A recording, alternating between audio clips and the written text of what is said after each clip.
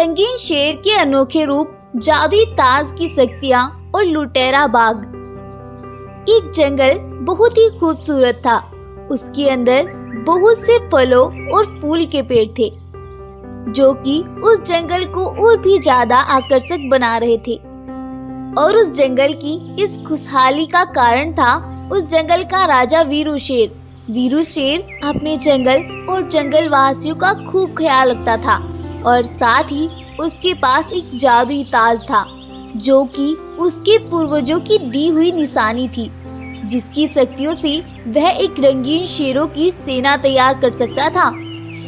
उसके इन अनोखे रूपों के बारे में जंगल के सभी जानवर अच्छे से वाकिफ थे और उन्हें तो उल्टा अपने राजा पर गर्व था कि उनके जंगल के राजा के पास ऐसी शक्तियां थी जो कि उन्हें हर मुसीबत से बचा सकती थी। बस इसी तरह से दिन बीत रहे थे। एक दिन सुबह के टाइम वीरू शेर सभी जंगल वासियों को अपनी गुफा पर बुलाता है और उनसे बोलता है, सुनो जंगल वासियों, मुझे आज किसी काम से दूसरे जंगल जाना है।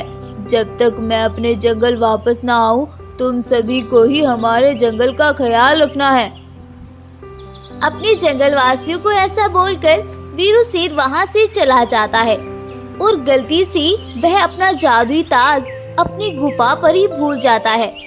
जंगल के जानवर भी उस ताज पर ध्यान नहीं दे पाते हैं और वो भी अपनी अपनी गुफाओं में वापस चले जाते हैं।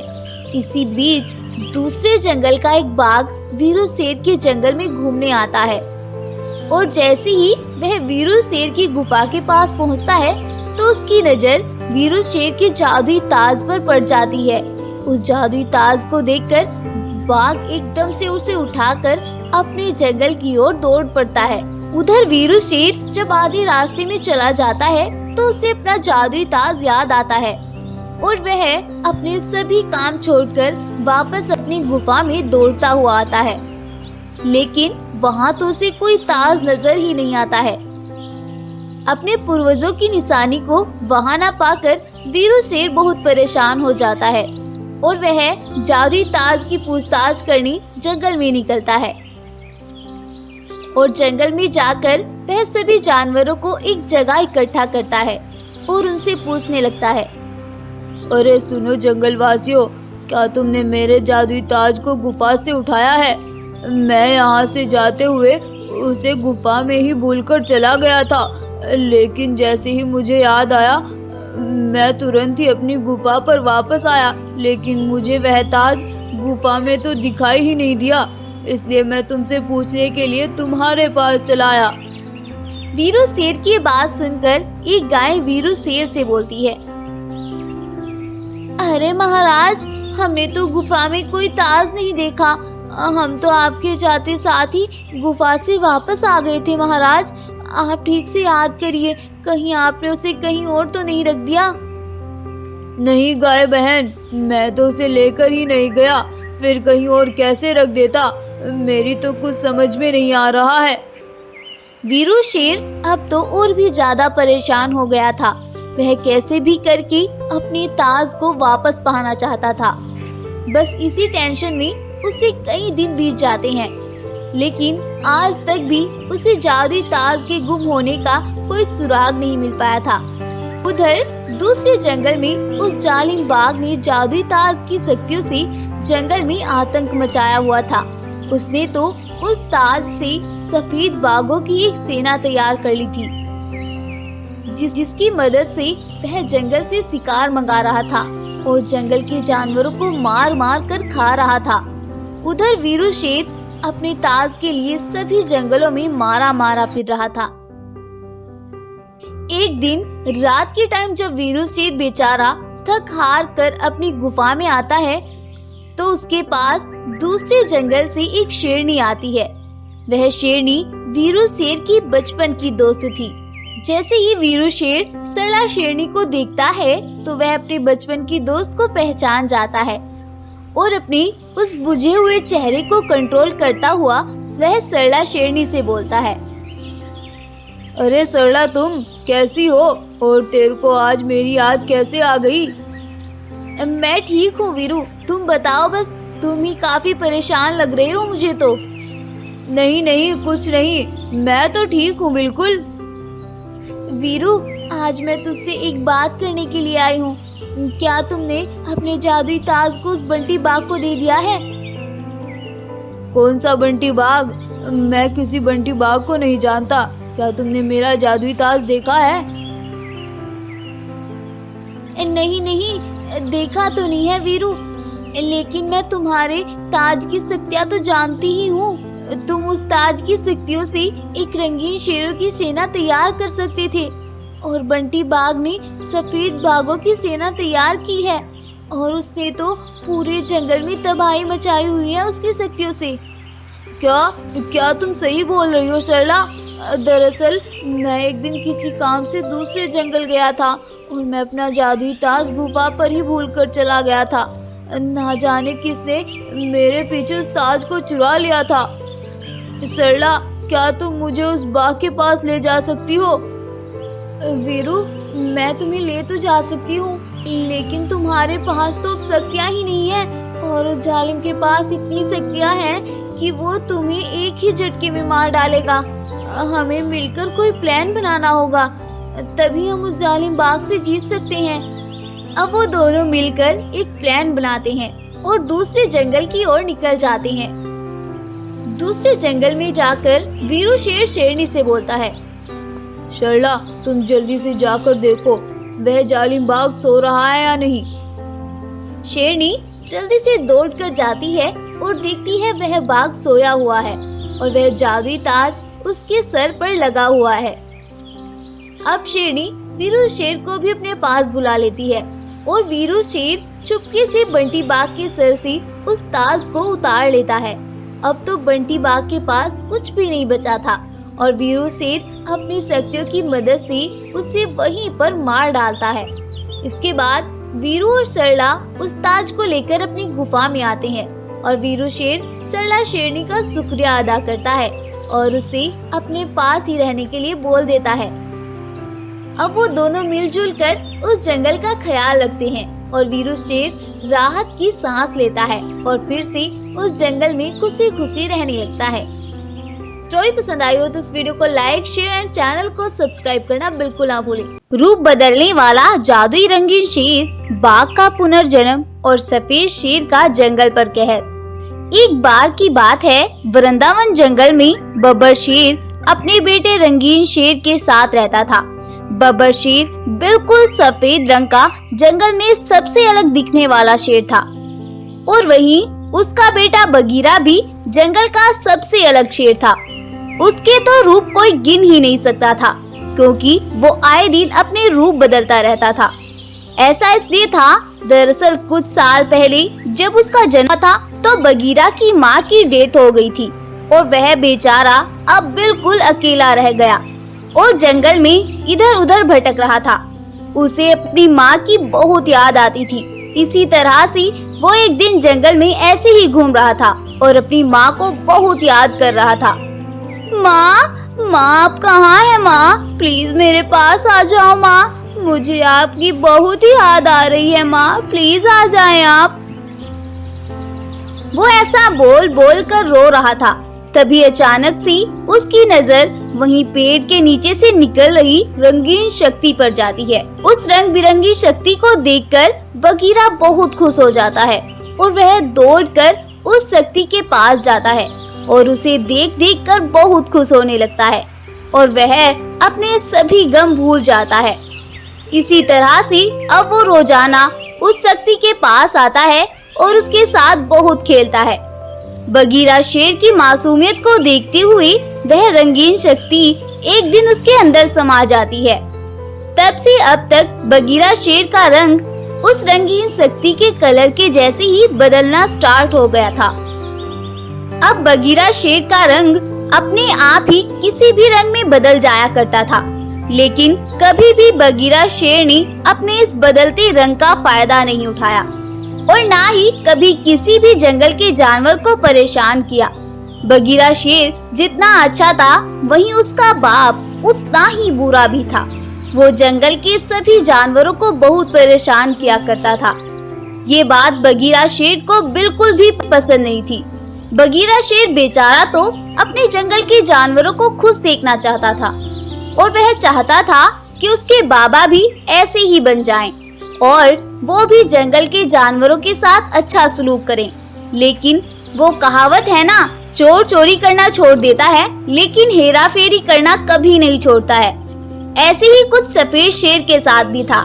वो बगीरा के सामने तो जंगल के जानवरों के साथ मीठा बना रहता था, लेकिन जब बगीरा नहीं होता था तो वह जंगल के जानवरों को बहुत बेरहमी से मारता था। इसी तरह से दिन बीत रहे थे।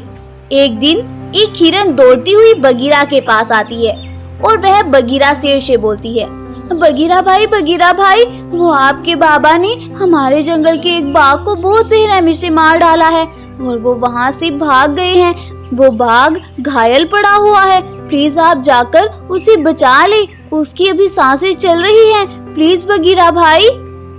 हिरन की ये बात सुनकर बगीरा जल्दी से दौड़कर उस घायल पड़े बाघ के पास जाता है, लेकिन जब तक बगीरा वहाँ पहुँचता है तो वह बाघ अपने दम तोड़ देता है।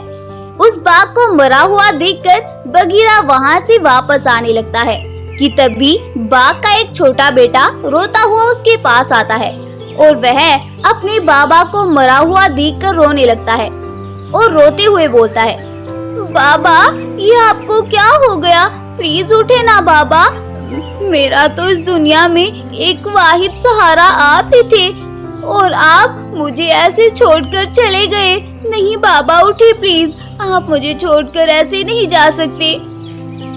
उस छोटे बच्चे को ऐसे रोते देखकर बगीरा को अपना बचपन याद आ जाता है और वह सोचता है, अगर ये बाघ मर गया तो इसकी जिंदगी भी मेरी ही तरह वीरान हो जाएगी।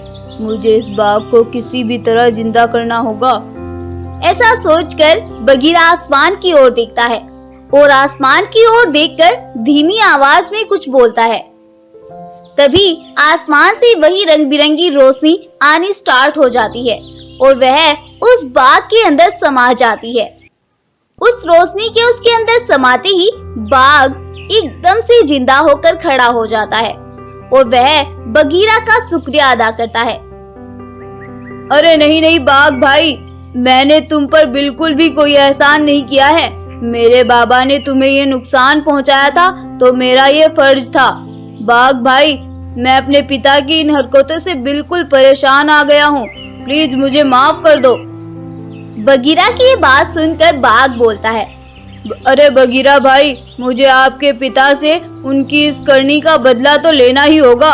आज उन्होंने मेरे साथ ये सब किया है, कल वो किसी और के साथ ऐसा ही करेंगे। इतना तक उन्हें उनकी करनी का फल नहीं मिलेगा, वो बाज नहीं आएंगे। अरे लेकिन बाघ भाई, वो मेरे बाबा हैं और तुम मेरे सामने ही मेरे बाबा के बारे में बातें कर रहे हो। नहीं बगीरा भाई, आप गलत समझ रहे हो। मैं तुम्हारे बाबा को मारना नहीं चाहता, बस उन्हें इस गलती का सबक सिखाना चाहता हूँ। तुम फिक्र ना करो, मैं उन्हें कोई नुकसान नहीं पहुँचाऊंगा। बस इसके लिए तुम्हें मेरा साथ देना होगा। मुझे तुमसे कुछ शक्तियाँ चाहिए होगी जिससे मैं अपना रूप बदलकर उन्हें सबक सिखा सकूं। बाघ के ऐसा कहने पर बगीरा उसे कुछ शक्तियाँ दे देता है और बाघ अपने काम पर लग जाता है। वह अपना रंग रूप बदलकर सफेद शेर के पास जाता है और उसे अपना रूप बदल कर खूब डराता है और फिर वहाँ से गायब हो जाता है। सफेद शेर इस अजीब सी शक्ति को देखकर बहुत डर जाता है और वह वहाँ से भाग पड़ता है। रात होने पर फिर से वही बाघ वहाँ पर आता है और फिर से वह अपने रंग बदलने स्टार्ट कर देता है। अब की बार सफेद शेर डरते हुए बोलता है, कौन हो तुम? सफेद शेर को ऐसे डरते हुए देखकर बाघ बोलता है, मुझे नहीं जानते। आज सुबह ही जिस बाघ को तुमने मार डाला था, मैं उसी की आत्मा हूँ और अब मैं तुमसे तुम्हारे जुल्म का बदला लेने आई हूँ। अब तुम देखना मैं तुम्हारे साथ क्या करती हूँ। तुम्हें इतना तड़पाऊंगी कि तुम अपनी मौत की भीख मांगोगे और तुम मेरा कुछ भी नहीं बिगाड़ पाओगे। सफेद शेर बाघ की ये बात सुनकर बहुत डर जाता है और वह माफी मांगने लगता है। अरे अरे प्लीज प्लीज मुझे माफ कर दो, मैं तुमसे माफी मांगता हूँ। आज तक जितने भी मैंने पाप किए हैं उन सभी के लिए आपसे माफी मांगता हूँ, और आज के बाद मैं कभी भी कोई गलत काम नहीं करूँगा। प्लीज आप मुझे एक बार माफ कर दो। सफेद शेर को ऐसे गिड़गिड़ाते देखकर बाघ बोलता है, अगर तुम मेहनत कर रहे हो तो ठीक है, लेकिन तुम आज के बाद जब भी कोई गलत कार्य करोगे तो मुझे तभी पता चल जाएगा, और फिर मैं तुम्हें माफ नहीं करूँगा। ये तुम्हारे लिए लास्ट चांस है। बाघ ऐसा बोलकर वहाँ से गायब हो जाता है और सफेद शेर उस नकली आत्मा से बहुत डर जाता है। इसके बाद वो कभी भी कोई गलत काम नहीं करता है और सभी जानवरों के साथ बहुत प्रेम से रहता है। अपने बाबा के सुधरने के बाद बगीरा बाघ का शुक्रिया अदा करता है और उससे बोलता है, बाघ भाई, अब से ये सत्य तुम ही रखो। मुझे लगता है तुम बहुत ही नेक हो, और मुझे उम्मीद है कि तुम कभी भी इन शक्तियों का कोई गलत इस्तेमाल नहीं करोगे और किसी को भी नुकसान नहीं पहुंचाओगे। ऐसा बोलकर बगीरा वापस अपनी गुफा में आ जाता है और बाघ अपनी गुफा में चला जाता है, और वो सभी उस जंगल में एक नई जिंदगी की शुरुआत करते हैं और खुशी खुशी उस जंगल में रहने लगते हैं। सुंदरवन जंगल का राजा शेर खान एक अद्भुत सफेद शेर था। वह बहुत ही सुशील और ताकतवर भी था। शेर खान के होते हुए जंगल के जानवरों को कोई परेशानी नहीं थी। शेर खान ने एक सफेद शेर की सेना बनाई हुई थी, जिसका राज शेर खान के अलावा कोई भी जंगल का जानवर नहीं जानता था। एक बार रात के समय सभी जानवर अपनी अपनी गुफाओं में सोए हुए थे। तभी जंगल में एक आग का गोला आकर गिरता है और देखते ही देखते वहाँ एक जादुई सुनहरा दरवाजा प्रकट होता है। उस दरवाजे से एक खूंखार भेड़िया निकल कर आता है और सोचता है, यह जंगल तो बहुत ही सुंदर है और मैं इस जंगल में ही रहूंगा। अगर कोई जानवर मेरा हुक्म नहीं मानेगा तो वह मेरा कहर देखेगा। सुबह होने पर सब कुछ नॉर्मल था। जंगल के सब जानवर अपने अपने कामों में लगे हुए थे। तभी लोमड़ी दौड़ती हुई वहाँ पर आती है और शेर खान से कहती है, महाराज, हमारे जंगल में कल रात कुछ अप्रिय घटना हुई है। क्या आपको पता है जंगल में क्या हुआ है? नहीं लोमड़ी, मैं तो नहीं जानता हमारे जंगल में क्या हुआ है। क्या तुम जानती हो क्या हुआ है जंगल में? नहीं महाराज, ये तो मैं भी नहीं जानती, मगर जंगल में तालाब के पास कई जानवर मरे पड़े हैं। हमारे जंगल में तो ऐसा पहले कभी नहीं हुआ है, और जंगल में एक जगह आग भी लगी हुई है। मुझे तो कुछ अनहोनी की आशंका लगती है महाराज। फिर शेर खान लोमड़ी के साथ तालाब के पास जाता है। वहाँ तो सच में ही कई जानवर मरे पड़े थे। ये देखकर शेर खान सोचता है, जरूर कुछ गड़बड़ है। मुझे जल्द से जल्द इस घटना के बारे में पूरी डिटेल पता करनी होगी। तब शेर खान लोमड़ी से कहता है, सुनो लोमड़ी, इस खबर को तुम अपने पास तक ही रखना। हम दोनों मिलकर इस घटना के बारे में पता करेंगे। उधर वह खूनी भेड़िया अपनी गुफा में आराम से लेटा हुआ था। रात हो जाती है और वह खूनी भेड़िया फिर से जंगल में तबाही मचाने निकल जाता है। वह फिर से जंगल के कई जानवरों को मार देता है और अपनी गुफा में आकर फिर से सो जाता है। सुबह होने पर शेर खान को लोमड़ी फिर से वही बात बताती है। ये सुनकर शेर खान परेशान हो जाता है और लोमड़ी से कहता है, सुनो लोमड़ी, लगता है जंगल में कोई खूनी जानवर घुस आया है जो जंगल के जानवरों को इतनी बेरहमी से मार रहा है। तुम और मैं आज उस जानवर को तलाश करेंगे। फिर वे दोनों उस खूनी भेड़िए को तलाश करने जंगल में निकल जाते हैं। सुबह से शाम हो जाती है। लोमड़ी और शेर खान उस जानवर की तलाश में जंगल के कोने कोने को तलाश कर रहे थे, मगर उन्हें कोई सुराग नहीं मिल सका था। तभी लोमड़ी की नजर उस खूनी भेड़िए की गुफा पर पड़ती है और वह उस भेड़िए को देखकर तुरंत समझ जाती है कि ये ही वह दरिंदा है जो जानवरों को इतनी बेरहमी से मार रहा है। तब लोमड़ी शेर खान के पास जाकर पूरी बात बताती है। हमारे जंगल में एक खूनी भेड़िया घुस आया है जो मैंने पहले कभी इस जंगल में नहीं देखा है महाराज। ये सब उसी का काम लगता है मुझे। रात हो जाती है। वह खूनी भेड़िया फिर से जंगल के जानवरों को मारने निकल जाता है। तब शेर खान भी उसके पीछे पीछे छिपते हुए चलता रहता है। अचानक वह भेड़िया रुक जाता है और एक मानव बाघ का रूप लेकर आगे बढ़ने लगता है। शेर खान ये देखकर काफी हैरान था कि आखिर ये क्या बला है। फिर वह मानव बाघ जानवरों को मारने लगता है।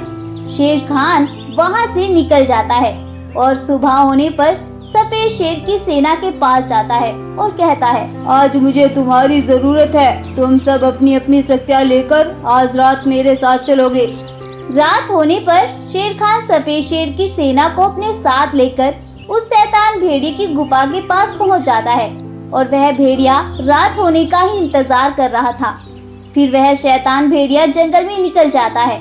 सफेद शेर भी अपनी सेना के साथ साथ उसके पीछे पीछे चलने लगता है।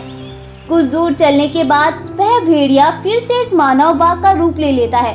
तभी सफेद शेर अपनी सेना के साथ उस मानव बाघ के सामने जाकर खड़ा हो जाता है और कहता है, तो तुम हो जिसने जंगल में आतंक मचाया हुआ है। आज मैं तुझे ऐसा सबक सिखाऊंगा कि तू हमेशा याद रखेगा। तू क्या मुझे सबक सिखाएगा सफेद शेर? तू अपनी सेना पर इतना घमंड मत कर और चुपचाप यहाँ से निकल जा, नहीं तो मैं आज सबसे पहले तुझे और तेरी सेना को ही खत्म करूँगा। फिर सफेद शेर अपनी सेना के साथ उस मानव बाघ पर जादुई शक्तियों से हमला कर देता है और वह मानव बाघ बहुत ज्यादा शक्तिशाली था। सफेद शेर की सेना भी उस मानव बाघ के आगे टिक नहीं पा रही थी। अब शेर खान कमजोर पड़ गया था। तब शेर खान मन ही मन किसी चमत्कार की आशा कर रहा था। तभी आसमान से कुछ शक्तियाँ आती हैं और सफेद शेर की सेना मिलकर एक जायंट लायन में बदल जाती है। ये सब देखकर मानव बाघ बहुत डर जाता है और वहाँ से भागने लगता है। तभी वह जायंट लायन उस मानव बाघ को एक पिंजरे में कैद कर देता है और फिर से नॉर्मल व्हाइट लायन में बदल जाता है। सुबह होने पर सभी जानवर उस मानव बाघ के चारों तरफ खड़े हो जाते हैं। तब शेर खान कहता है, ये ही है वो जालिम जो रूप बदलकर हमारे जंगल के जानवरों को मार रहा था। अब ये इस पिंजरे से कभी बाहर नहीं निकलेगा। अब तुम सब चैन से इस जंगल में रह सकते हो। रात होने पर वह गोल्डन दरवाजा उस मानव बाघ के सामने प्रकट होता है और मानव बाघ पिंजरे समेत वहां से गायब हो जाता है और सभी जंगलवासी चैन की सांस लेते हैं और उस जंगल में फिर से खुशी खुशी रहने लगते हैं। और ये स्टोरी भी यहीं पर खत्म हो जाती है। स्टोरी पसंद आई हो तो इस वीडियो को लाइक करें, शेयर करें और साथ ही हमें अपना कमेंट करके बताएं कि आपको हमारी आज की वीडियो कैसी लगी।